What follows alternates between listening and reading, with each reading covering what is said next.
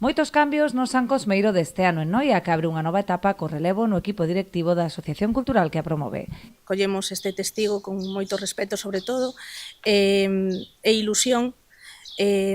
Esperamos continuar con toda esa trayectoria que eles labraron con éxito, a verdade.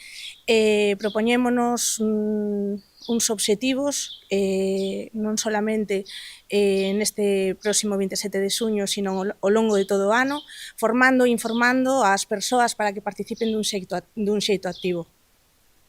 Neste día, o 27 de xuño, haberá un montón de actividades relacionadas ca tradición, ca música, co baile, donde os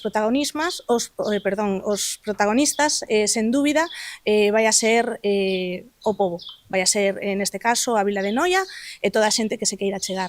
Ademais, o cambio de data, que este ano se adianta ao sábado 27 de xuño, a festa estrea a imaxe co logo de Ricardo de Barreiro e cartel deseñado por Guille Outes. Fun encargado de facer o logo que simboliza pois os lazos do propio San Cosmeiro negros, icónicos, en este caso, pois, cando me din conta, estaban danzando, así que xa estaba o logo como a mitad feito. Entonces, para darlle xa un corpo total de figuras danzantes, pois unha figura leva unha monteira, que sería o home neste caso, e a muller un pano. Bueno, este cartel pon en contexto o momento actual da asociación e, ademais, fala un pouco da historia do San Cosmeiro, de Carmen Barcia, e a miña relación ca asociación, como empezou a través de Juan, un músico que, como podemos ver aquí, está representado o acordeón e algunhas cousas musicales que me conectan con él. O Concello colabora na organización do evento cunha achega económica, así como apoio logístico e cesión de espazos.